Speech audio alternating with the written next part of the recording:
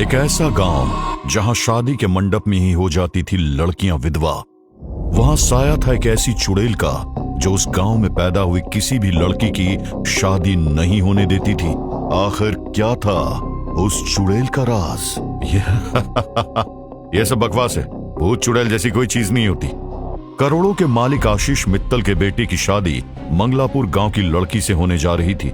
मंगलापुर एक ऐसा गांव जिस पर 300 साल पुरानी चुड़ैल का साया था, लेकिन आशीष ने जिद पकड़ ली थी कि वो अपने बेटे की शादी इसी गांव में करवा कर दिखाएगा। लेकिन वो ये नहीं जानता था कि अब कुछ ही देर में ये जिद उस पर भारी पड़ने वाली थी। शादी के बावजूद खुशी नहीं बल्कि डर का माहौल था।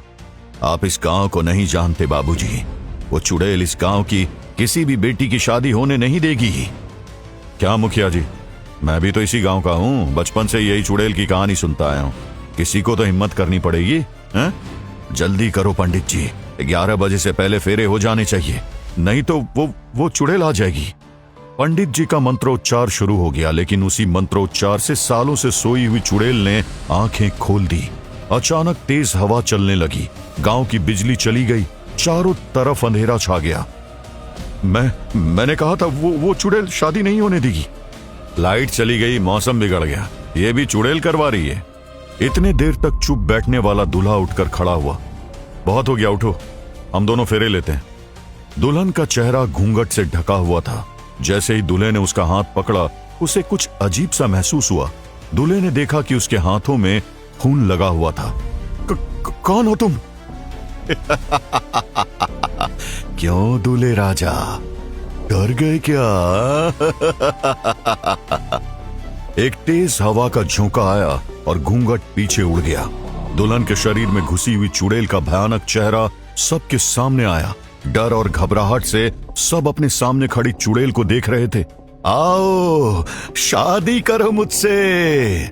दूल्हे के साथ वहां मौजूद सभी डर गए थे। इस गांव से जुड़े हर एक इंसान के घर जो भी लड़की पैदा होगी, मैं उसे कभी सुहागन नहीं बनने दूंगी। भरे मंडप में उसे विधवा बना दूंगी, चाहे तुम दुनिया के किसी भी कोने में भाग जाओ।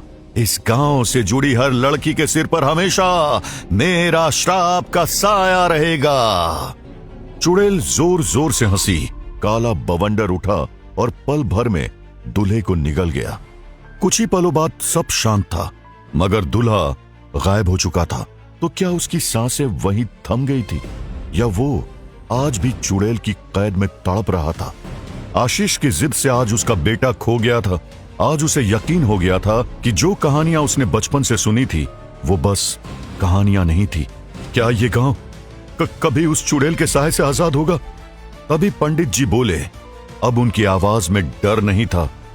वो आएगा, एक दिन वो जरूर आएगा, जिसके सर पर भोलेनाथ का हाथ होगा और जिसकी पीठ पर भगवान विष्णु का आशीर्वाद। आशीष ने भीगी आंखों से पंडित जी को देखा। मैं उसे इस गांव में लाऊंगा, पर उसे पहचानूंगा कैसे? उसके कान के नीचे होगा ओम और पीठ पर सुदर्शन चक्र। उस दिन से आशीष ऐसे लड़के की तलाश में था जो इस गांव को आजादी दिला सके। लेकिन क्या आशीष की तलाश कभी पूरी होगी? और उधर काशी के पावन घाट पर एक अलग ही हलचल थी। आशीष मित्तल की बिंदास नक चढ़ी बेटी काव्या दोस्तों के साथ गंगा घाट घूमने आई थी। तभी काव्या की नजर गंगा स्नान कर रहे बाहर निकलते एक लड़के पर पड़ी। केसरी धोती बदन से चिपकी हुई, चौड़ा सीना, उभरे 6 पैक एब्स, नीली आंखों में अजीब सी ठंडक और भीगे बिखरे बाल जो उसे और ज्यादा खतरनाक तरीके से आकर्षक बना रहे थे। वहां मौजूद लड़कियां उसे देखकर आहें भर रही थी। वाह, क्या बॉडी है।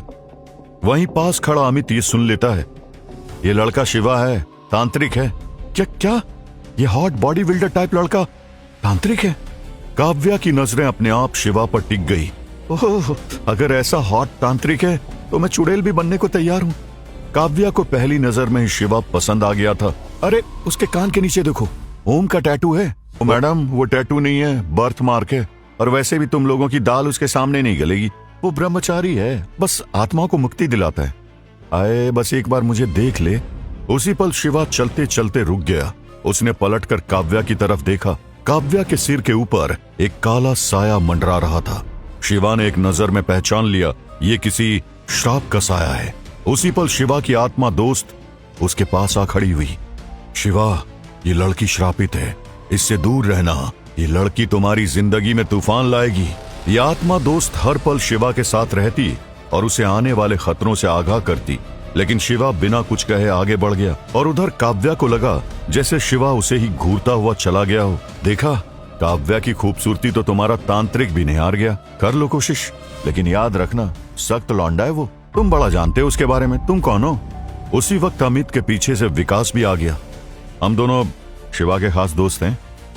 काव्या के होठों पर हल्की सी मुस्कान आ गई। उसने तुरंत दोनों की तस्वीर खींची और अपने पिता आशीष मित्तल को भेज दी। अब तुम्हारा ये शिवा खुद मेरे विला में मुझसे मिलने आएगा। कुछ ही देर बाद काव्या ने फोन पर अपने पिता से कुछ ऐसा कहा जिससे आशीष का गुस्सा फूट पड़ा। बेटे को खोने के बाद आशीष मित्तल अपनी बेटी को लेकर और भी ज्यादा सख्त हो चुका था। काव्या की बात सुनते ही उसका गुस्सा फूट पड़ा। उसने अपने आदमियों को भेजा और अमित और विकास को उठा लाया गया। अगले ही पल अमित और विकास रस्सियों से बंधे हुए थे। सामने कुर्सी पर बैठा था आशीष मित्तल। पास में ही काव्या मुस्कुराते हुए खड़ी थी। आशीष मित्तल की बेटी को छेड़ने का अंजाम तुम दोनों को भुगतना पड़ेगा। हमने कुछ नहीं किया, आपको गलतफहमी हुई है। गलतफहमी? कौन बचाएगा तुम्हें मुझसे? विकास ने सिर उठाया। आंखों में डर के साथ भरोसा भी था। हमारा दोस्त शिवा, वो हमें बचाने जरूर आएगा। अच्छा, तो उसके सामने आज मैं काल बनकर खड़ा हूं। विकास और अमित जोर से हंस पड़े। काल उसका क्या बिगाड़े जो भक्त हो महाकाल का। भोलेनाथ का आशीर्वाद है उसके ऊपर। अरे जब भूत प्रेत उसका कुछ नहीं बिगाड़ पाए तो तुम जैसा इंसान क्या बिगाड़ लेगा। तभी दरवाजा टूटकर अंदर गिरा। धुएं और लकड़ी के टुकड़ों के बीच शिवा भीतर आया। आशीष के गार्ड्स ने पल भर में उस पर बंदूकें तान दी, लेकिन बेखौफ शिवा आगे बढ़ता रहा। आशीष की नजर सीधे उसके गले पर गई। ओम का निशान देख उसकी आंखें हैरानी से चौड़ी हो गई। हाथ कांपने लगे। वो आगे बढ़ा और शिवा के सामने घुटनों पर बैठ गया। हाथ अपने आप जुड़ गए। काव्या समझ नहीं पा रही थी कि उसके करोड़पति पिता आखिर क्यों शिवा के सामने झुक गए। उसकी नजरें फिर शिवा पर टिक गई। मैं तुम्हें कब से ढूंढ रहा था। क्या तुम मेरे साथ मेरे गांव चलोगे? सालों से वो तुम्हारी प्रतीक्षा कर रहा है। मुझे तुम्हारे गांव में कोई दिलचस्पी नहीं, बस मेरे दोस्तों को छोड़ दो। ऐसा मत कहो, सालों से हमारे गांव पर चुड़ैल का साया है। अब बस तुम ही हमारी आखिरी उम्मीद हो। ये सुनकर काव्या हैरान हो जाती है। पापा, आज के जमाने में आप भी भूत चुड़ैल की बातें। शिवा ने उसकी तरफ देखा। काव्या के सिर के ऊपर काला साया अब भी मंडरा रहा था, लेकिन काव्या इस सच से अब भी बेखबर थी। तुम्हारी बेटी के सिर पर अब भी श्राप का साया है। आशीष ने चौंक कर काव्या की तरफ देखा। उसे तो कुछ दिखाई नहीं दिया। ओह, मतलब जो मुझसे शादी करेगा वो मंडप में ही मर जाएगा? हाँ, कुछ ऐसा ही। शिवा ने आशीष की तरफ देखा। आशीष की आंखों में उम्मीद कांप रही थी। उसी पल शिवा के पास उसकी आत्मा दोस्त प्रकट हुई। मत जाओ। आत्मा दोस्त की चेतावनी के बावजूद शिवा ने फैसला ले लिया था। ठीक है, मैं तुम्हारे साथ चलूंगा। आशीष के चेहरे पर राहत थी और काव्या उसकी खुशी छुप नहीं रही थी। शिवा के करीब आने का उसे एक और मौका मिल गया था। आत्मा दोस्त चुप थी और शिवा चेतावनी के बावजूद मंगलापुर की राह पकड़ चुका था। आशीष की गाड़ी अब मंगलापुर गांव की तरफ बढ़ चुकी थी। जैसे ही गाड़ी गांव की सीमा में घुसी, एक विशाल पेड़ सामने आकर गिरा। गाड़ी झटके से रुक गई और फिर पेड़ के पीछे से दुल्हन के लिबास में लिपटी एक डरावनी चुड़ैल भयानक हंसी के साथ हवा में तैरती हुई सामने आई। काव्या की आंखें फटी की फटी रह गई। उसे यकीन नहीं हो रहा था उसके सामने एक चुड़ैल हवा में तैर रही थी। शिवा शांति से गाड़ी के बाहर आया। अचानक चुड़ैल ने बिजली शिवा की ओर फेंकी। शिवा की शर्ट जल उठी, लेकिन उसकी आंखों में डर नहीं था। उसके कान के नीचे बना ओम तेजी से चमक उठा। पीठ पर बना सुदर्शन चक्र अंगार की तरह दहकने लगा।